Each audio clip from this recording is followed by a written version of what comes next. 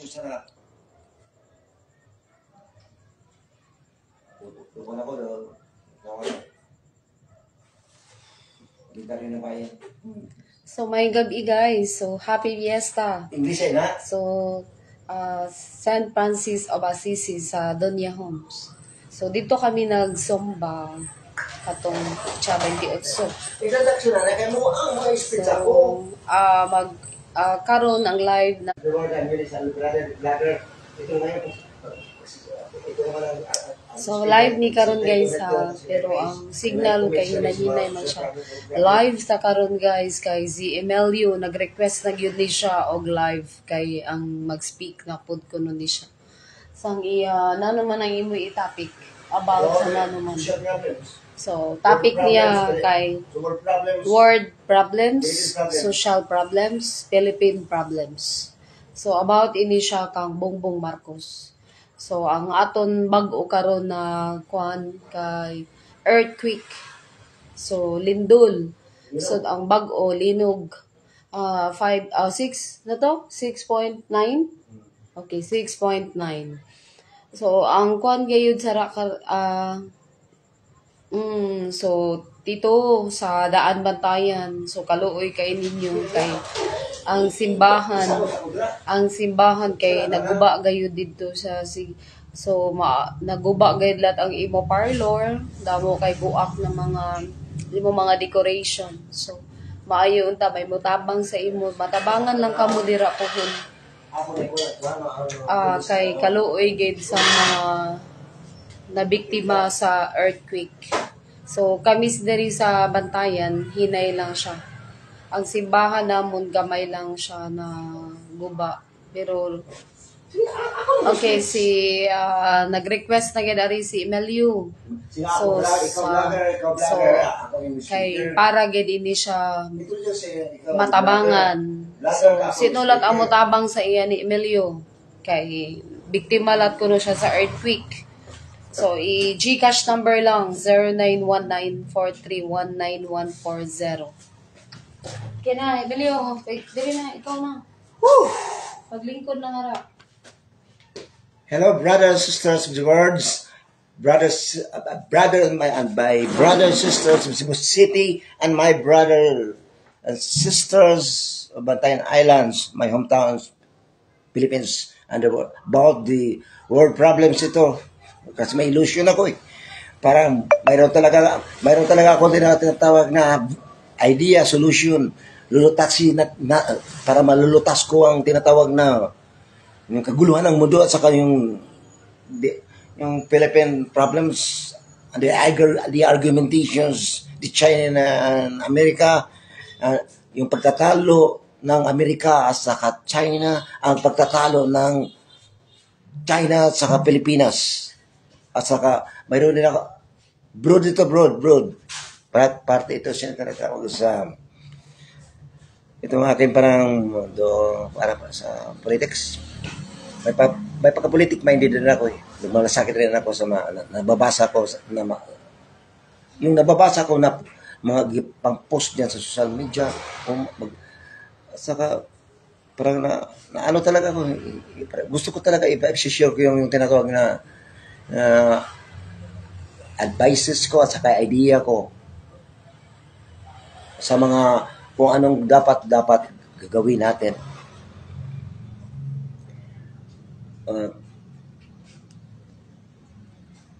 Sana manunood rin nito ang bawat bansa. President Trump, US President, kumukuha ka lang ng interpreter dyan para maunawaan ninyo ako. Ang gagamitin ko, basic national language. Chinese President, Ukraine's President, sa Russia,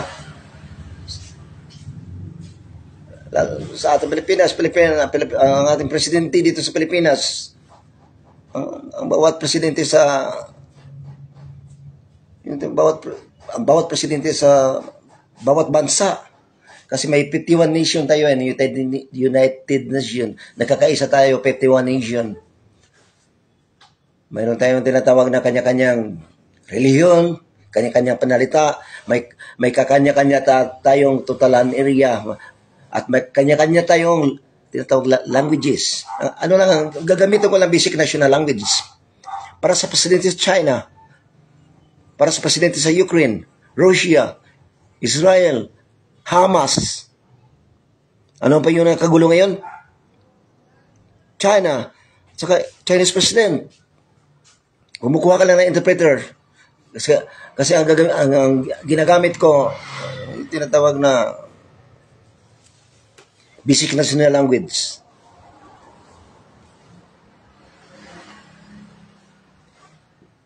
Ito ang mag-umpisa ko sa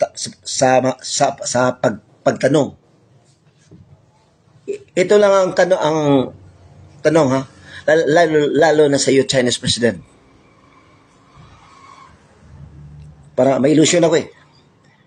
Baka sakali matutuyo yung tinatawag na mapapahiya yung ang matalino pinapahiya ng mangmang. Nabibilang ako sa mangmang. Kayo matalino talaga kayo. Hindi ko kaya mayaman kayo, matalino kayo. Chinese president. Ang tanong ko, bakit ka galit kay Bongbong Marcos? Bakit galit ka kay US President Trump? Bakit kailangan pa ang war?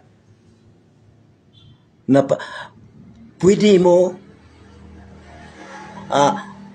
ang isang bagay o lupa, land o territory. Bakit kailangan ka mo declare ka ng war against America o example lang ha, against Philippines, etc. sa bawat bansa? Bakit? Kumuha ka na ng interpreter para manunawaan mo ako. Para sa iyo, Chinese president.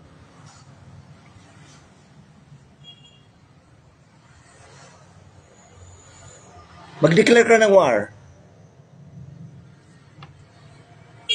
Maraming tao mamamatay. Kasi war eh. May matibay ka na mga sandata, weapons, missile, nuclear missiles, saka mayroon ko, kumpleto ko talaga. At saka mayroon kayong kumpleto ba, mayroon kayong tinatawag na warship. Kumpleto ko talaga kayo. Bakit kailangan pa mag-war para sa iyo, Chinese president? Ito lang ang tanong ko sa iyo. Hanggang ilang taon ka lang para mabubuhay sa mundo? Di ba? Bihira na tayo makapag 100 years. Kung sa pamamagitan ng war, kasi gusto mo na ikaw ang kilalanin na matibay na bansa sa pamamagitan ng war.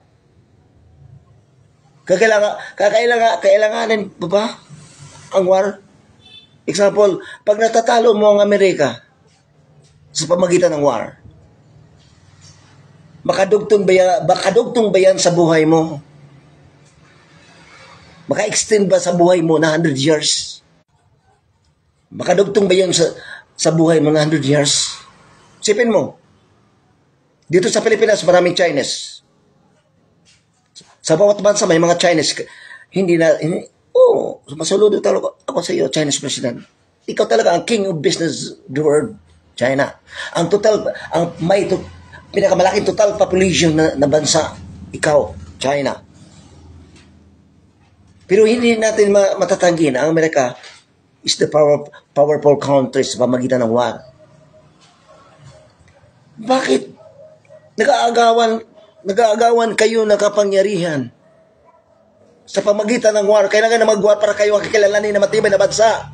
Isipin mo to, maraming tao mamamatay. At saka ikaw mamamatay ka rin. Kailangan pa tayo mag-ano dyan ng mag-imbento tayo na ng mga weapons, mga sandata. para matatalulin nila natin ang Amerika, example. Para kayo ang kilalanin na tinatawagan na hari, imperialist, at saka Korea, at saka Korea president. O Korea, kayo ang mga faktory lang ang mga nuclear dyan. Isipin mo, sa pamagitan ng war, isipin mo, kumuha ka ng interpreter dyan para maintindihan mo ko. Basic national language ang ginagamit ko. Isipin mo ito, matalino ka. Pag natalo mo ang Amerika sa pamagitan ng war,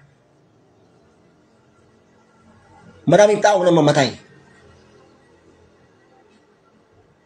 Ikaw, makapa-extend ba yan sa buhay mo na ang tao hanggang 100 years lang mamamatay na? Tumas na natin yung nangyari sa paligid. Ukraine-Russia war, hindi pa tapos. Hamas-Israel war, hindi pa tapos. Iran-American war. Diyan, tumas na natin. Maraming taong namamatay. At saka, ikaw rin. Yung mga kamag-anak mo, Chinese president, Korean president, kamag-anak mo mamamatay. Pag ikaw nananalo sa pamagitan ng war, matuwa ka ba? Hindi ka na ba mamamatay? Mamamatay ka. Hanggang 100 years lang tayo.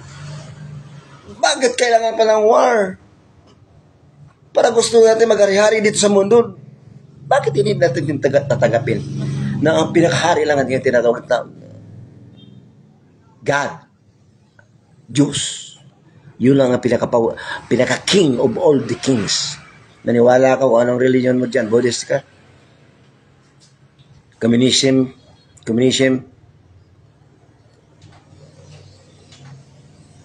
Sipin mo. Kaya ba bintuin ng scientist mo ang araw? Kaya ba bintuin ng scientist mo ang hangin? Kaya ba bintuin ng scientist mo ang titawag na may gabi, bakit may gabi at may araw? Kaya ba bintuin mo ng scientist mo yung titawag na ang buwan na hindi mahuhulog? At kaya ba ibituin ng scientist mo na yung araw, gumagawa ng araw na hindi mahuhulog? At kaya ba imbituin ng scientist mo na ang tao na wala ng kamatayan after 100 years? Pride lang yan. Chinese president sa ibang bansa na gusto tatalunin yung Amerika. Pride lang yan.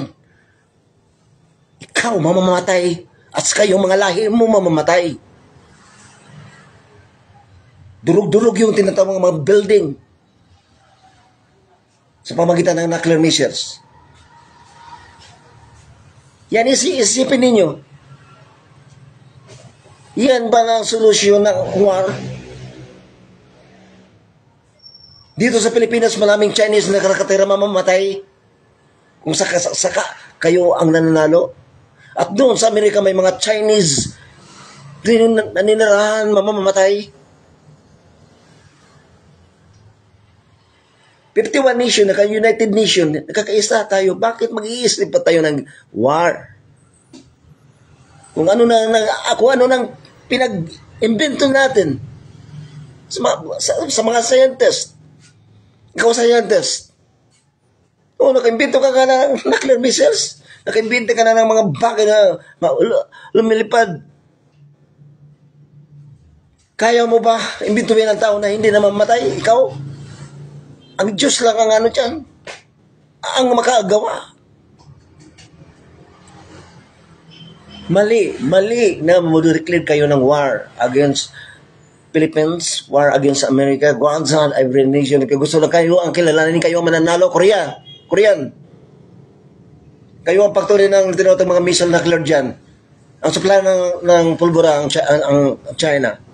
Padami-dami ka mo ng mga nuclear missiles, mga ano dyan, Korean President. Isipin mo, makapagdugto ba yan ang buhay mo pagkatapos ng war? 100 years ka lang mamamatay? Maraming tao mamamatay sa mundo. World War. Pagka maka-World War, tayong mga tao sa buong mundo mamatay. Sino ang papalit? Titira, pag mangyayari yan, ikaw mamatay rin. Walang tao na mabubuhay. Nuclear missiles, no one's win. Yan ba na ang lutas? So help me God. Hari-hari. Tulungan na lang tayo bawat bansa, Victim Nation. Huwag na tayo ng gira. War, huwag tayo ng war. Hindi yan makatulong sa iyong bansa. Oh my Great Wall of China ka dyan.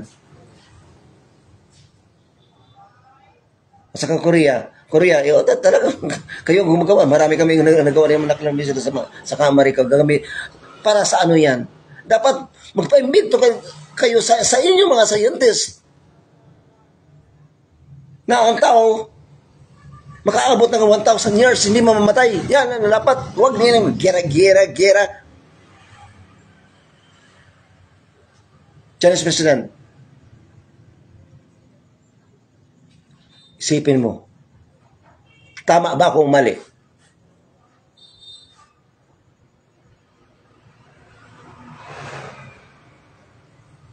Huwag ka ng mga ambisyon na ikaw ang kakailangan na pinakamatibay na bansa kaya at saka ikaw ang maging tinatawag na matalino na presidente. Huwag ka na mangarap dyan.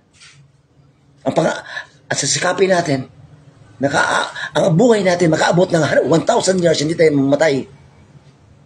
Hanggang 100 years lang tayo. Kagaya na nangyari ngayon dito sa Pilipinas. Ito, bakit may tsunami? Tidal wave. Bakit sumasabog yung bulkan? Oh. Kung bakit may mga hurricanes, tornado. Kung bakit may malakas na bagyo.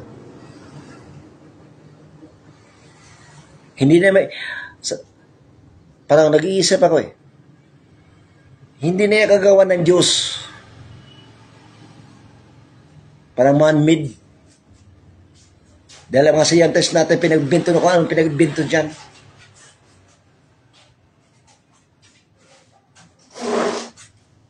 Ititis natin sa Pacific Ocean. Ano mangyayari sa Pacific Ocean? Create. Makagawa ng tinatawag na tidal wave, tsunami.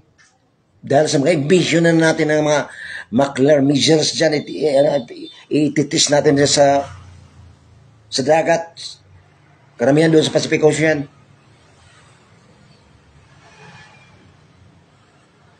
Baka ititis natin, yung mga ambition ninyo diyan, mga nuclear missiles sa YouTube, baka ititis sa Pasipiko, malapit sa Pilipinas, malapit sa Amerika, malapit sa China, malapit sa Japan, para magkakaroon ng tsunami, para magkaroon ng tidal wave. Yan ang naiisip ko. Yan ang naiisip ko, President. Di ba? Mysterious na ngayon ang bagyo at saka yung mga paglindol. Isipin mo, yung Mount Pinatubo, bakit sumasabog yan na hindi na yung vulkan? Man-made. Tidal wave, man-made. Para sa Japanese President. Bakit nakaka-tsunami ang dagat? Yung ilalim ng dagat nyo, pabantayan, baka man-made. May ipapasabog dyan, may imbento ng mga missiles dyan. Mga tinatawag atomic bang nuclear bomb. Yan create. Makagawa ng tsunami. Bakit sumasabog yung vulkan? Dapat yung mga scientist natin, president sa bawat nation, sa bawat bansa, may suggest lang ako. Di ba mayroon tayo tinatawag mga scientist na yan? Utusan natin mga scientist na imbento tayo kung paano pag-counter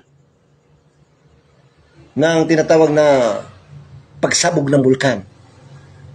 Hindi kaya mag-imbento tayo ng mga nuclear missiles para pasandata, para ipaglaban sa ilang bansa, para kayo lang ang tatawagin na pinakamatibay sa pamagitan ng war. Mali.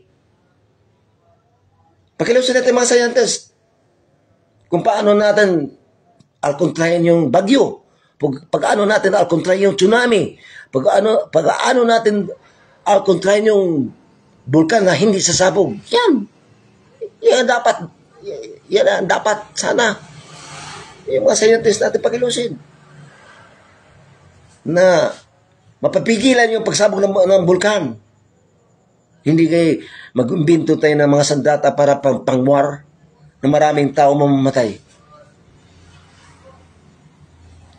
Ang tanong ko lang, Chinese President, yung mga bars, yung mga galit sa Pilipinas, yung kumukontra. Muslim. Ito yung tawag Muslim, Afghanistan. Di ba sa Genesis, sa umpisa, naniwala kayo nga, ang mundo ginagawa, the God's made the earth, ang Diyos ang gumagawa ng mundo, naniwala ka? Sino ang unang tao ang naniwala ka sa Genesis? Ang taong unang ginagawa si Adan at saka si Eva. Naniwala ka dyan? Ibig sabihin, tayo isa lang. Tayong mga tao sa mundo, magkakapatid tayong lahat. Pinaway lang tayo ni Satanas. The greed of power, sa kaswapang ng tinatawag na power, gusto kilanin na pinakamatibay na bansa, mali.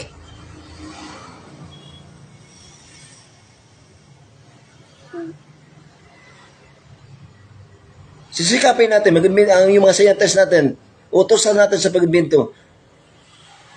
Yung mga bulkan, kung paano, may pamaraan pa ba dyan na hindi sasabog.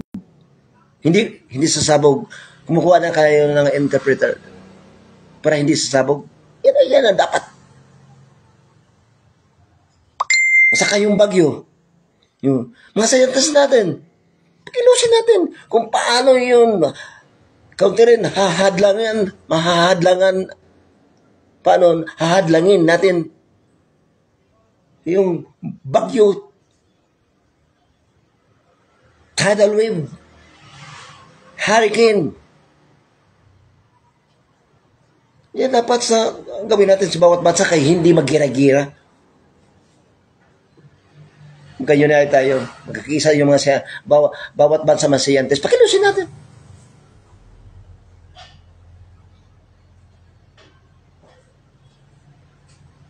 Hindi sa ganun nga magka-war. Tayong lahat mamamatay. We are all die. Walang mabubuhay. Tayong lahat magkakapatid sa buong mundo. Pinaaway lang tayo ni Satanas.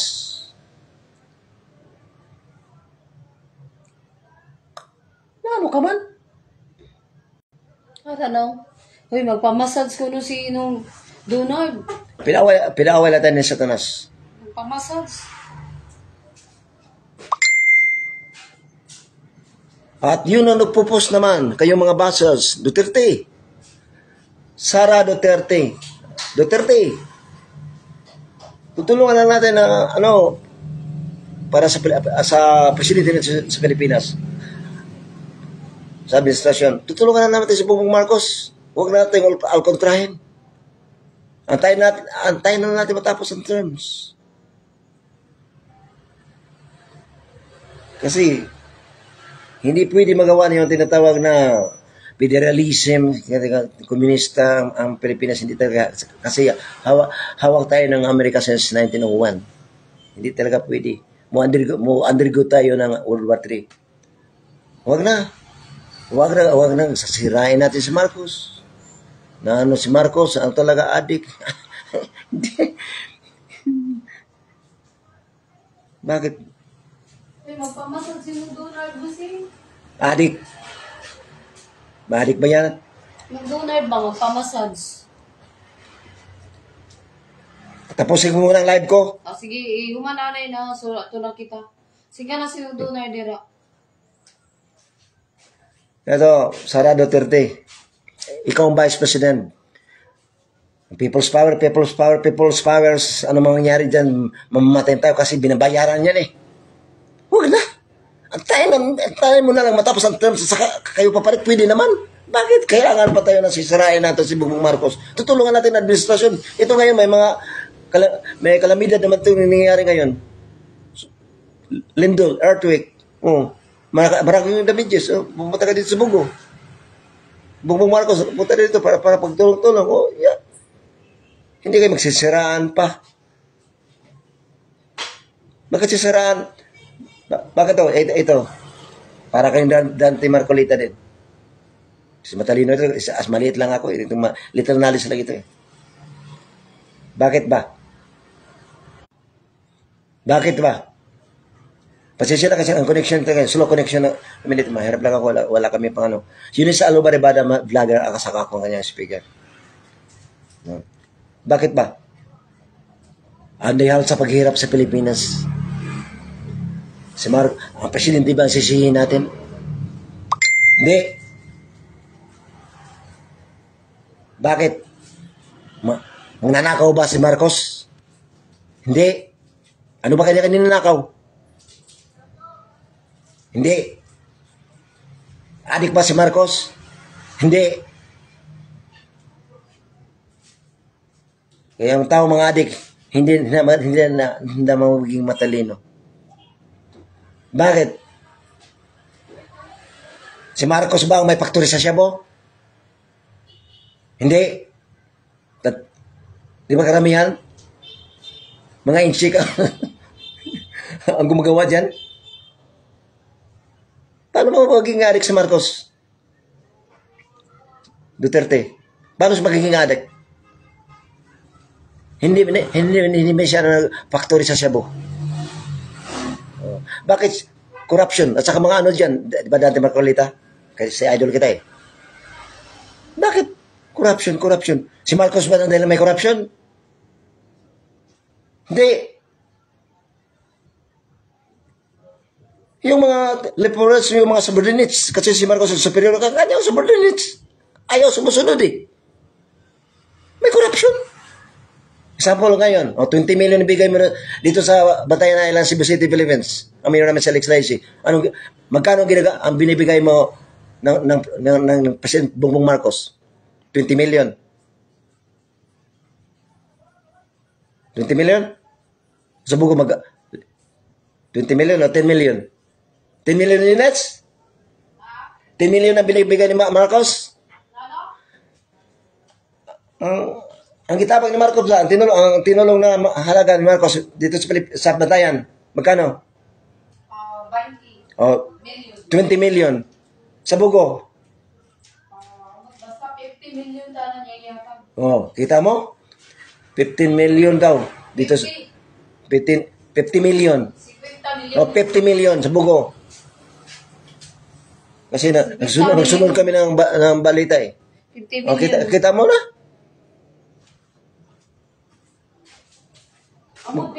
Malaking halaga. Pambare 4. Corruption. Tapos sinin yung presidente, hindi naman pag may corruption, hindi naman ang presidente na nangurap. Mga tao. Kaya ang mga tao dyan, mga tinatawag, example, sa Batayan Island, Cebu City, Philippines. Mga tao. President Marcos, President, nagano kami ng hot complaint kami dyan sa tinatawag na kasastan sa DSWD, simulo itong manager. Nagdemand kami ng 5,000 sa kasastans. Kasi endorsement pa pala Malacanang Palace. Hindi na-aproban ng manager ni Maloy. Hindi na-aproban. 1,000 lang. Paano makarating yung 1,000 sa Cebu?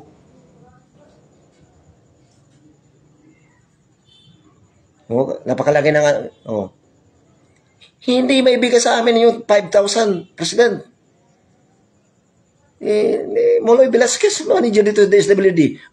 Ngayon, nag-complain kami dyan sa tinatawag hot complaints doon sa Malacanang. O saka may endorsement na kanyang tubugo. Ano ngayon, hindi talaga mabigyan kami ng 5,000. Ang 1,000, kulang yan. 20 million na yung tinulong dito. Yan example sa korupsyon. Ang presidente hindi na nangungurap. Duterte. Ang nangungurap ang kanyang mga subordinates. Kasi may traidor sa administrasyon eh. Example, President of the Philippines, Emilio Aguinaldo, First President of the Philippines. Magulo. Bakit? May traidor sa kanyang administrasyon. Sino? Andres Bonifacio, Antonio Luna, Gregorio del Pilar. Yun lang. Ganun sa Philippine government. Magulo talaga kasi may traidor. Bakit sisinin yun? Si Marcos, mananakaw. Ito pa. Mananakaw siya. Ano bang nanakaw niya sa atin? Ano ba? Yung tinawag nga boys, may ethical relationship naman yan. Bigay ko ng piso, bawat isa, how many total population of the Philippines, piso-piso, ibibigay natin kay Bongbong Marcos, gagamitin niya sa mga taong nangangailangan. Yung tawag si ethical relationship.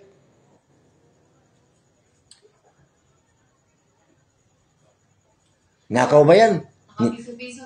Yung ginto. Trisyo ni Yamasita. Naman yan. Hindi naman sa iyo. Hindi naman sa iyo. Sara Duterte. Hindi ba sa iyo Duterte? Hindi naman yan sa iyo yan. Ginto. Ginto naman yan. Trisyo ni Yamasita. Yung nakaraang, yung Hodwar, 1914. Binabaon nila. Nang matatalo sila, binabaon nila ang magaginto ni Trisyo Yamasita. Hindi may Trisyo sa Pilipinas. Bakit masabihan mo nakaw? Ang nag-import siya mga Marcoses para makukuha yung Trisyo Yamasita. Hindi naman yan ninanakaw sa mga Pilipino kasi bakit? Trisyo naman yan Yamasita, Japan.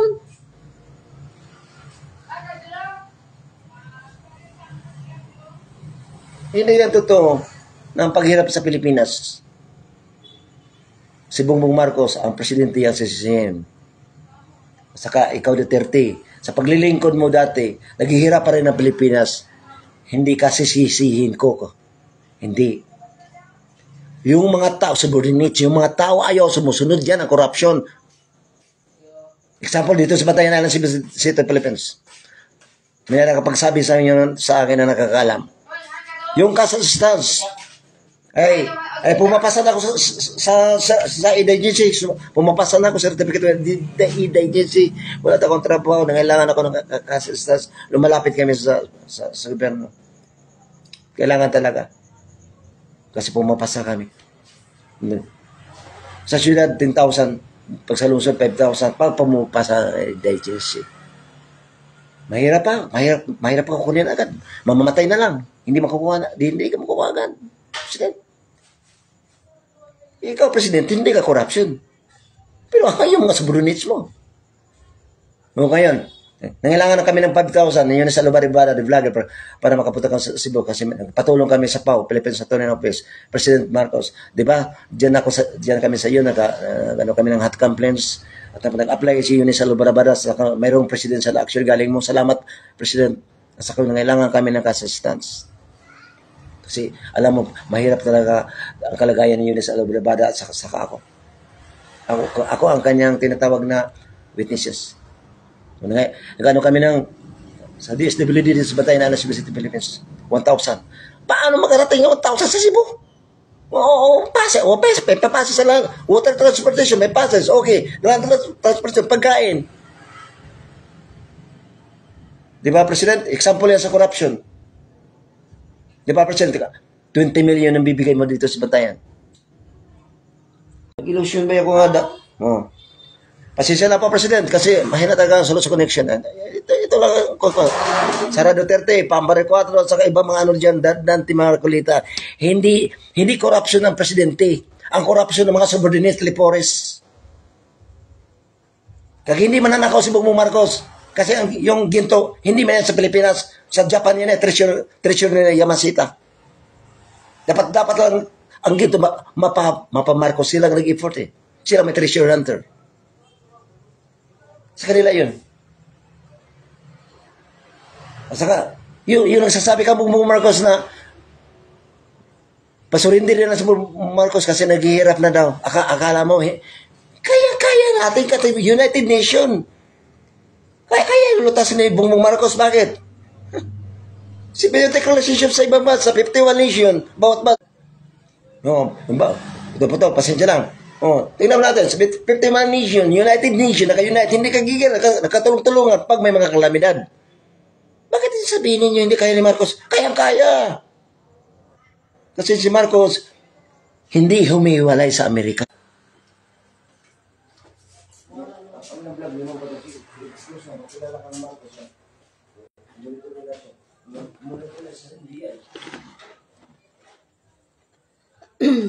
So, okay. So, lapit na ang atong kuan ha.